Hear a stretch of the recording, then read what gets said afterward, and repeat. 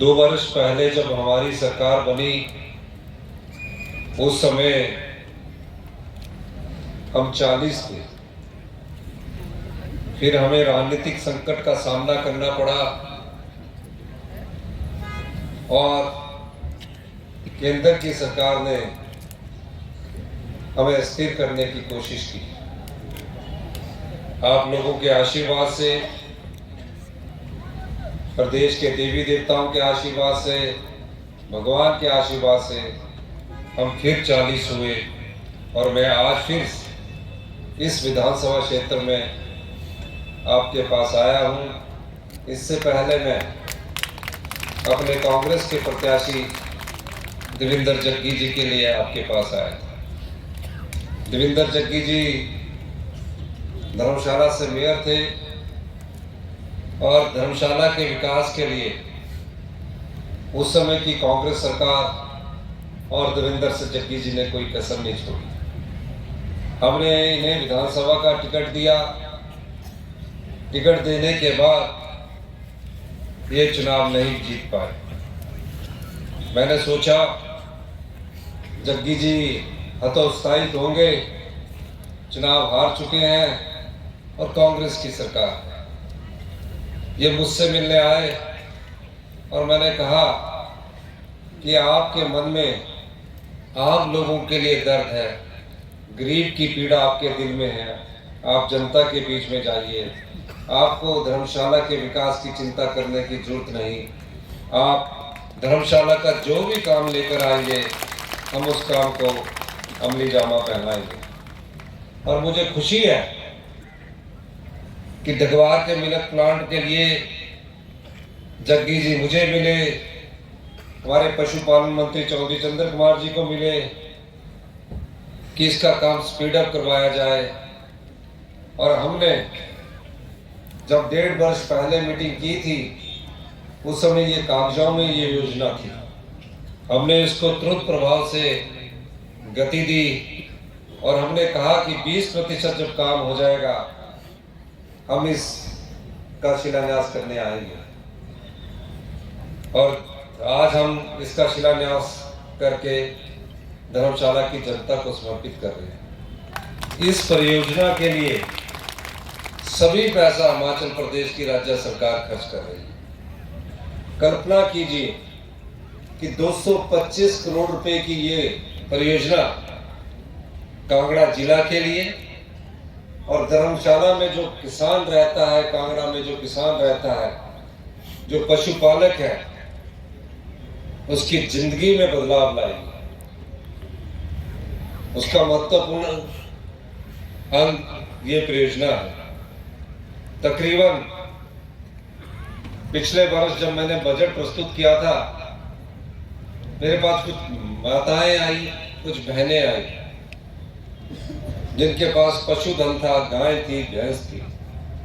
कहा कि milk federation के द्वारा हमें सिर्फ 30 रुपए लीटर सरकार द्वारा गाय का दूध खरीदने के लिए दी जाती है और भैंस का दूध खरीदने के लिए 45 रुपए लीटर पैसा दिया जाता है और उसमें क्वालिटी चेक की जाती है।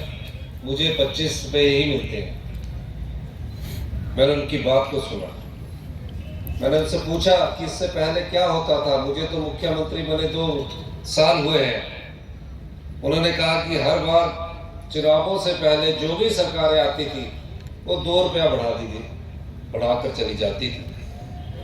मैंने उनकी बात को गंभीरता से सुना और ऐसे ही जनवरी फरवरी का मौका था, बजट की तैयारी हो रही थी। बजट की मैं रात के 12-1 बजे अधिकारियों के साथ हम चर्चा कर रहे थे। 1-2 रात पहले की बात है। अगले दिन बजट प्रस्तुत होना था, प्रिंट होना था। मैंने कहा कि इसमें 15 रुपए की बढ़ोतरी कीजिए। अधिकारियों ने कहा कि 1 लीटर में अगर आप 15 रुपए की बढ़ोतरी करेंगे तो ये पैसा कहां से आएगा। मैंने कहा क्योंकि मैं खुद किसान परिवार से आता हूं, हमारे माता पिता गांव में रहते हैं, आप जैसे परिवार से उठकर मुख्यमंत्री की कुर्सी तक पहुंचे हैं, तो उन्होंने कहा कि मैंने कहा इसकी चिंता मत कीजिए। और पहली बार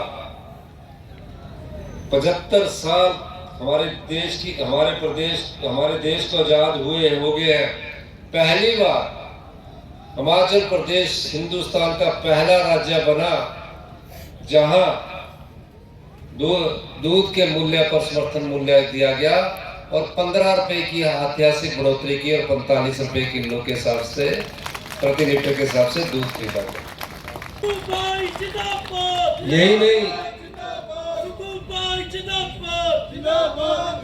यही नहीं, हमारी कल्पना है और हमारा संकल्प है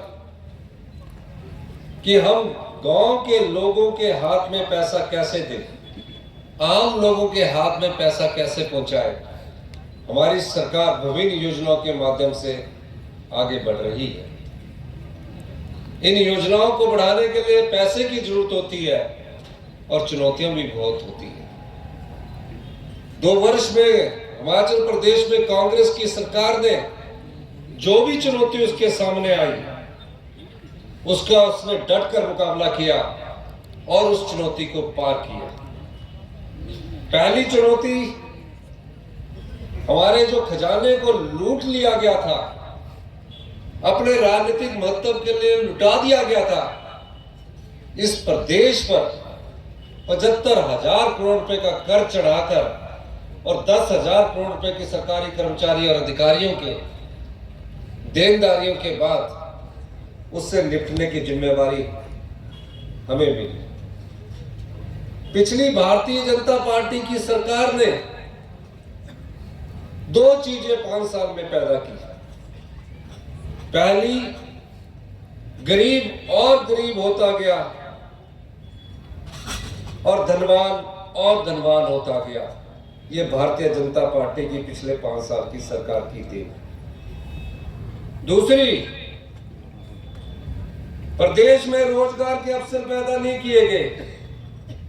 5 साल में सिर्फ 20,000 लोगों को ही रोजगार मिला और उसमें अधिकांश रोजगार सुप्रीम कोर्ट, हाई कोर्ट में फंसे रहे। हमारी सरकार आने के बाद उन केसों की लड़ाई हिमाचल प्रदेश के सरकार ने बड़े बड़े वकील तय करने के बाद सुप्रीम कोर्ट और हाई कोर्ट में लड़ी। हमने सब केस जीते। तो 2 चीजों में, एक, धनवान को बहुत अधिक पैसा दिया गया और प्रदेश में बेरोजगारी बढ़ाने का दायित्व अगर किसी प्रदेश की पिछली भाजपा सरकार को जाता है, जिसे वो डबल इंजन की सरकार कहते हैं, वो भारतीय जनता पार्टी की सरकार को जाता है। उनके समय नौकरियां बिकती गई, पुलिस में भ्रष्टाचार हुआ, पुलिस भर्ती हुई, भ्रष्टाचार हुआ, उसमें पुलिस भर्ती के पेपर लीक किए गए, लेकिन कोई कार्रवाई नहीं हुई। सबऑर्डिनेट सिलेक्शन बोर्ड हमीरपुर में स्थापित है। मुझे कहा गया कि आप अपने हमीरपुर जिला का सबऑर्डिनेट सिलेक्शन बोर्ड को भंग करेंगे, लोग आपके खिलाफ हो जाएंगे। मैंने कहा, जिस सबऑर्डिनेट सिलेक्शन बोर्ड में युवाओं के भविष्य के साथ खिलवाड़ होता है, जिस सबऑर्डिनेट सिलेक्शन बोर्ड में पैसों की खातिर पेपर लीक किए जाते हैं, जिस सबऑर्डिनेट सिलेक्शन बोर्ड से गांव के किसान का बेटा ये सोचकर पढ़ाई करता है कि एक दिन मैं सरकारी नौकरी लगूंगा, और उसके सपने चूर हो जाते हैं जब वहां से पेपर लीक होता है। अधिकारियों ने भी कहा कि बहुत बड़ा फैसला होगा। मैंने उस भ्रष्टाचार के चोर दरवाजे को, उस सबऑर्डिनेट सिलेक्शन बोर्ड को भी भंग किया। मैंने कोई क्षेत्रवाद नहीं देखा। मैंने देखा, चाहे वो कोई भी नौकरी देने वाला आयोग है, अगर वहां युवाओं के भविष्य के साथ खिलवाड़ किया जाता है, उसके खिलाफ सख्त से सख्त कार्रवाई की जानी चाहिए।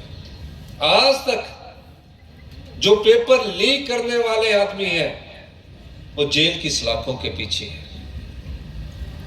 पूरा भाजपा सरकार सोई रही, डबल इंजन की सरकार कहती रही, दिल्ली के सर का सहारे भी वो सरकार कहती रही।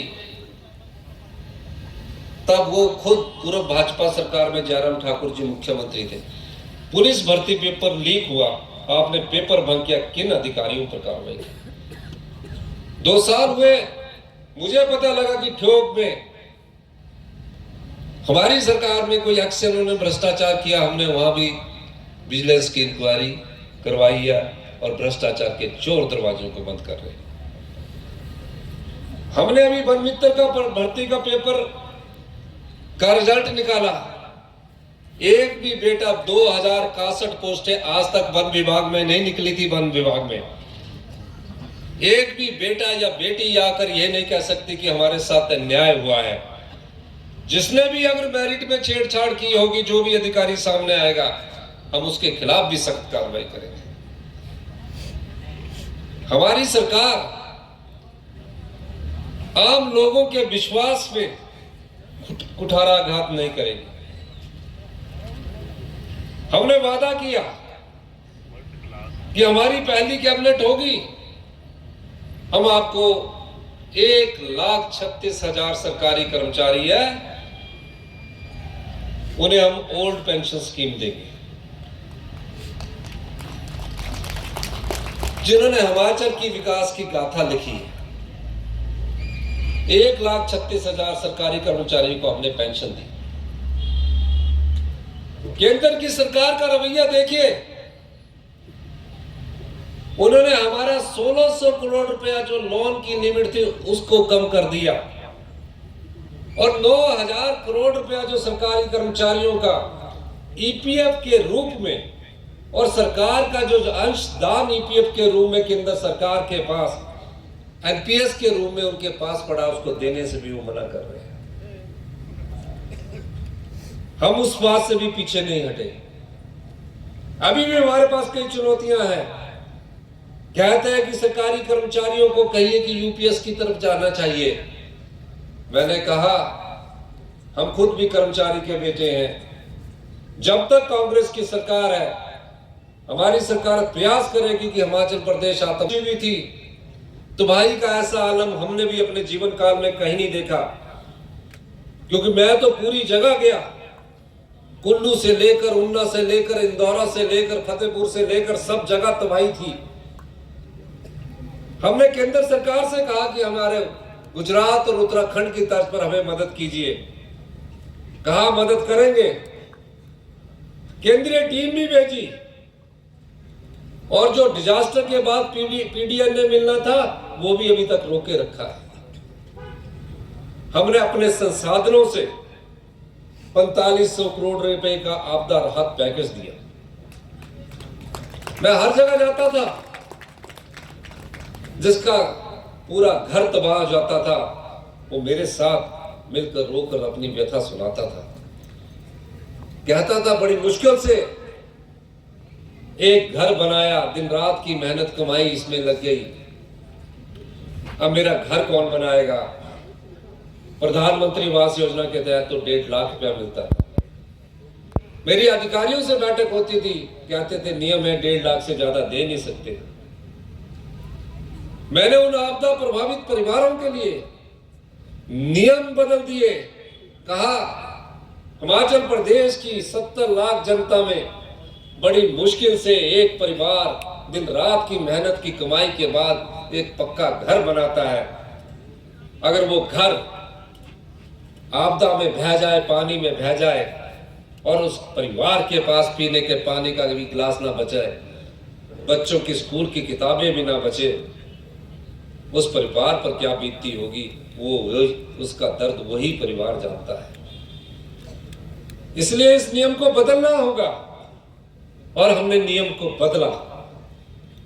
प्रत्येक परिवार जिसका घर पूर्णतः नष्ट हो गया था, हमने उसे 7 लाख रुपया दिया। बिजली के पानी का कनेक्शन भी मुफ्त में दिया, खाने की चीजें भी मुफ्त में 6 महीने के लिए उपलब्ध करवाई।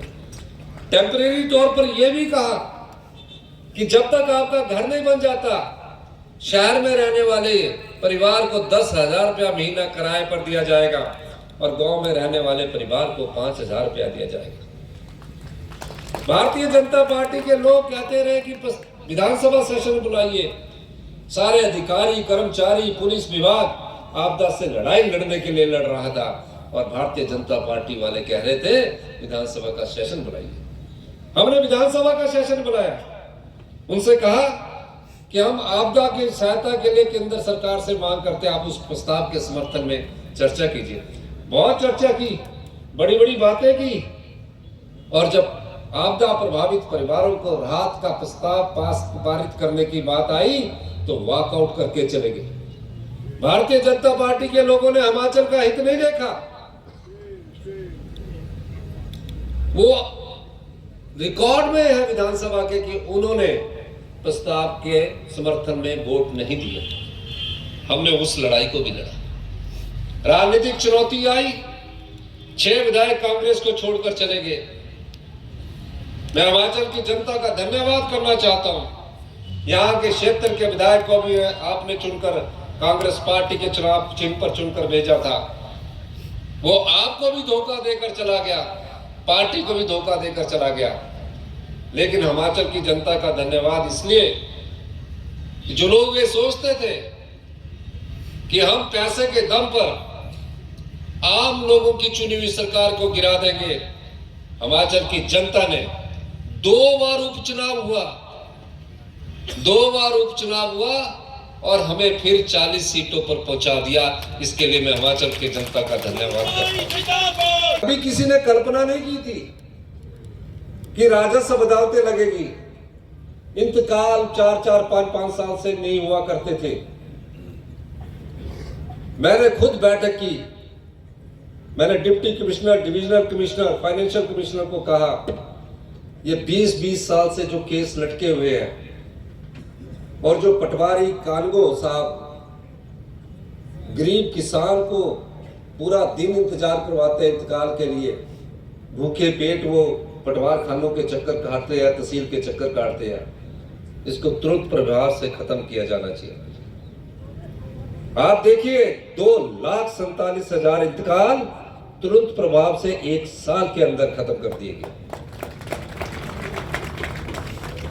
चुनौतियां बहुत थी, लेकिन हमने समाज के सभी वर्गों से जो हमने वादा किया था कि इस समाज की जो संपदा है, इस समाज का जो धन है, ना तो हम लुटने देंगे ना ही हम लुटाएंगे।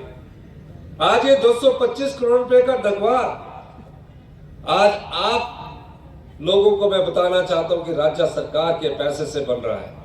हमने नवाड़ में कहा है, लेकिन उससे पहले हमने पैसा इसका दे दिया है। ये महज एक प्लांट नहीं है, प्रोसेसिंग यूनिट नहीं है, ये ग्रामीण अर्थव्यवस्था की ओर बढ़ते हुए कदम है। इसी के संदर्भ में मैं कहना चाहता हूं कि हमने देखा कि गांव में किसान हमारा जो हिमाचल के लोअर पार्ट्स है उसमें गेहूं उगाते हैं या मक्की उगाते हैं। हमने गेहूं का मूल्य 40 रुपए किलो प्रति किलो के हिसाब से तय किया है, और जो मक्की का मूल्य है वो 30 रुपए प्रति क्विंटल के हिसाब से किया।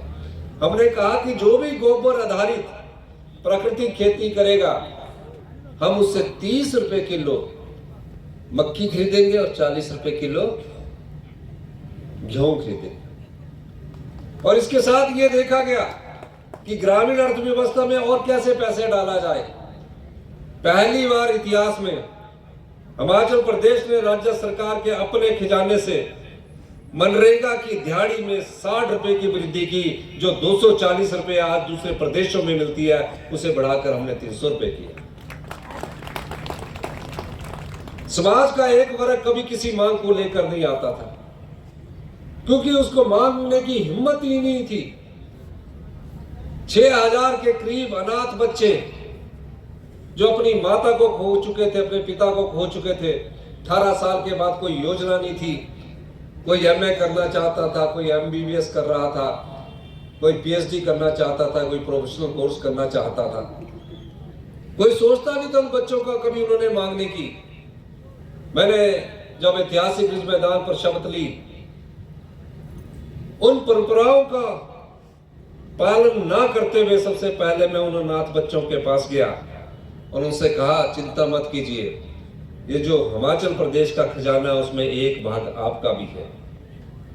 और आज मुझे खुशी है, हिमाचल प्रदेश के 6000 बच्चे पैदा होने से लेकर अभी तक 27 साल की उम्र तक उनकी सरकार ही माता है, सरकार ही पिता है, और वो चिल्ड्रन ऑफ द स्टेट के कानून से नवाजे गए।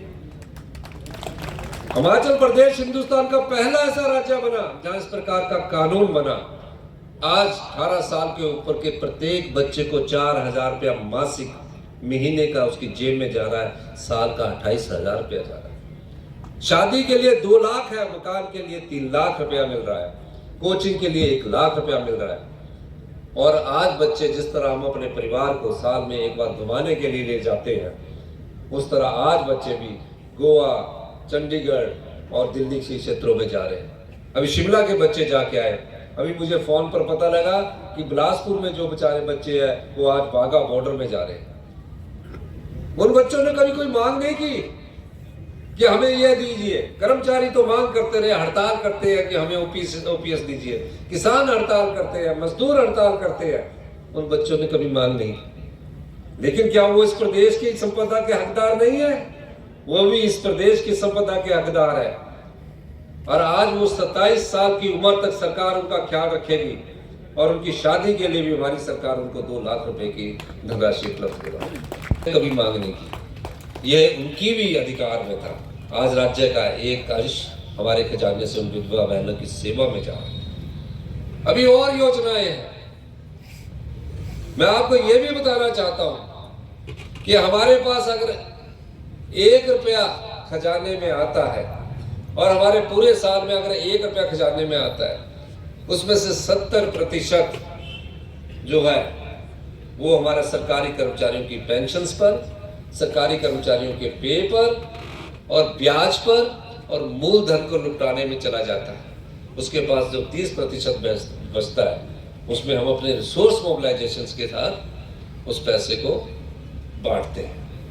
बड़ा दुख होता है कि अपने राजनीतिक लाभ के लिए चुनावों से पहले 900 शिक्षा संस्थान खोल दिए गए और भारतीय जनता पार्टी के नेता ये कहते हैं कि हमने इतने शिक्षा संस्थान खोल दिए।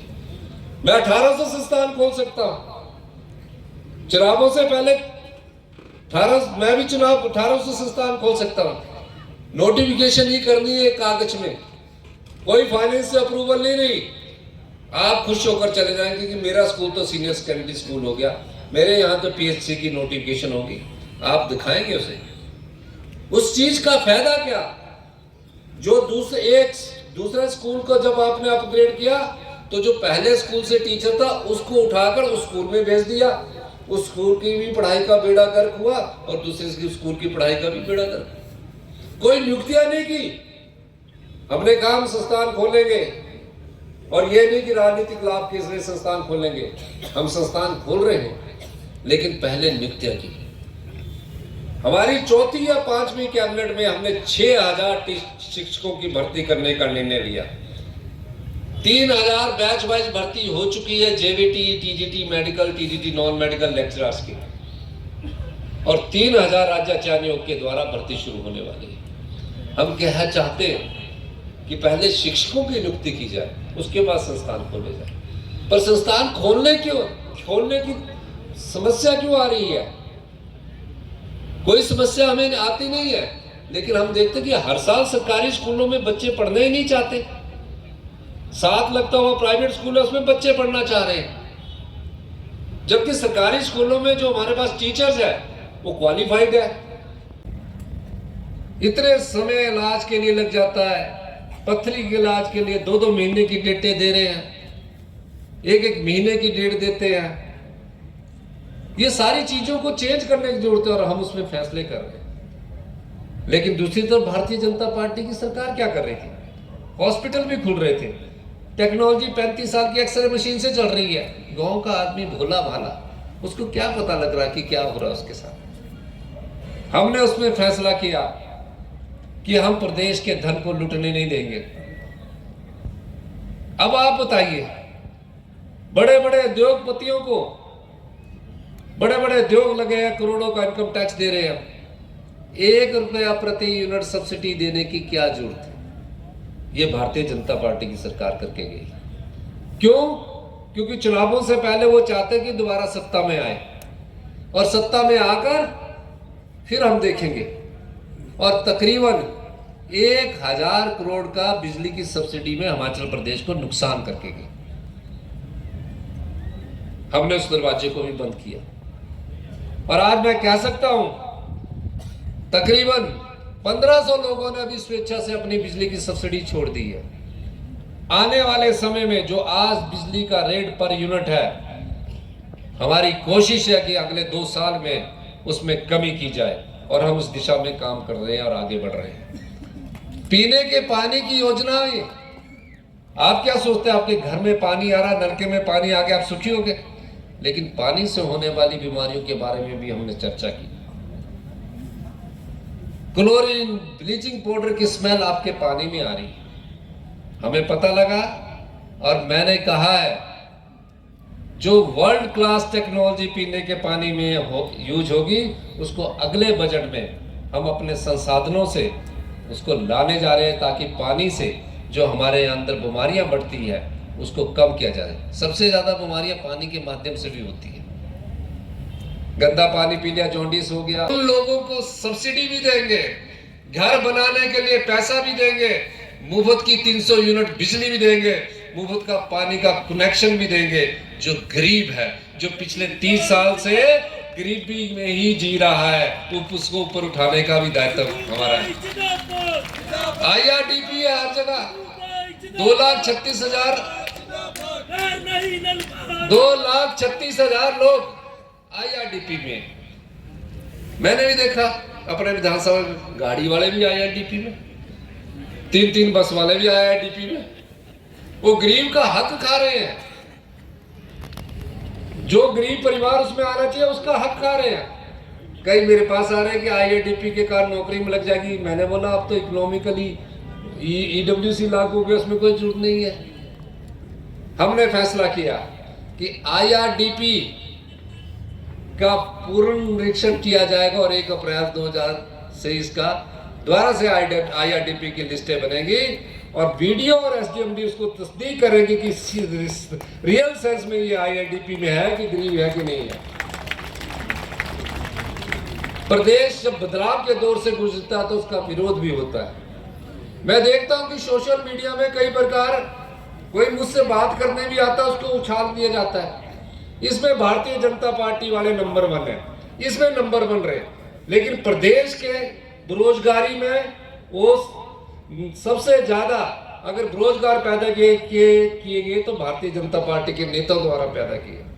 हम रोजगार भी देंगे, अगर हम कह रहे हैं तो रोजगार भी देंगे, और रोजगार ग्रामीण क्षेत्र में भी देंगे, प्राइवेट क्षेत्र में भी देंगे और सरकारी क्षेत्र में भी देंगे।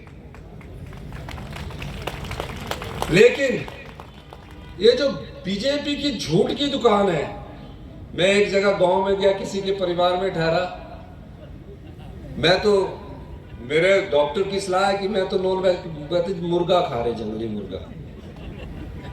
धर्मशाला के पत्रकार कुपवी की न्यूज लगा रहे। अब वहां कल्चर है, बर्फ में वो नॉन वेज खाते हैं, हम तो खाते नहीं। मैंने कहा भी आप खाते हो तो आप खा लो। मेरे को भी बेचारों ने पूछा, गांव के जैसे पड़ोसी से पूछ रहा। इन्होंने न्यूज चला दी, नेशनल न्यूज में चलते हैं। हिमाचल नेशनल न्यूज में आता झूठ के कारण। झूठ बार बार सच से टकराता है। झूठ किसी ना किसी रूप से सच से टकराने की कोशिश करता है। झूठ किसी ना किसी तरह से सच से जीतने की कोशिश करता है, लेकिन अंत में जीत सच की होती है। इसलिए हम इन चीजों से घबराने वाले नहीं हैं। मैं आज यही कहना चाहता हूं कि आप इंतजार कीजिए, निश्चित रूप से आप इंतजार कीजिए। हम आपके लिए सभी योजनाएं लेकर आएंगे। इन्हीं शब्दों के साथ मैं एक बार फिर से, जो जग्गी जी बार बार कह रहे हैं, वैसे भी आपके ये काफी काम लेके सचिवालय में आते हैं, हमेशा फंक्शनल करना, IT पार्क के लिए, पुल के लिए धनराशि स्वीकृत करना, OBC भवन पासू के निर्माण कार्य का पूर्ण करने के लिए धनराशि स्वीकृत करना, जोन में स्कूल से अंजनी माता तक के लिए सड़क निर्माण कार्य करना, प्रोल के घराना खुर्द बड़ा खोला तक सड़क निर्माण कार्य। ये कहते हैं आप भी पढ़ दो। मेरे को लगता है इनके कोई आदमी हमारे रिकॉर्ड कर रहा होगा।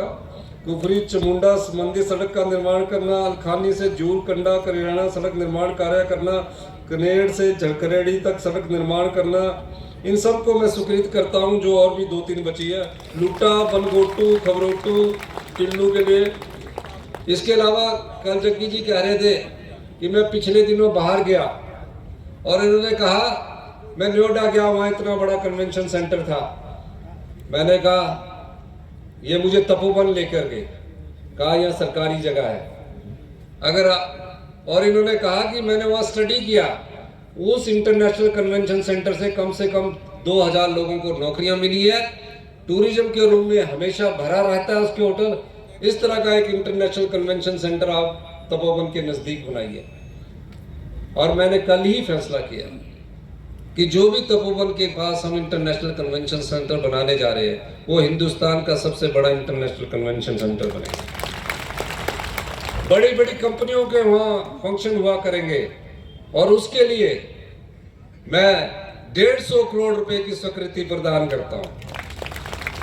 ये निश्चित तौर पर रहिए, आने वाले समय में हमने कहा है 2027 तक हिमाचल आत्मनिर्भर बनेगा। 2032 तक हिमाचल प्रदेश की जनता जब कहीं भी पूरे देश में घूमेगी, गर्व से कहेंगे कि मैं ये चीज भी खरीद सकता हूं।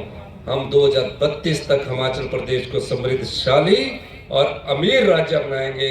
यही कहने के साथ मैं आप सबका धन्यवाद करता हूं। जय हिंद,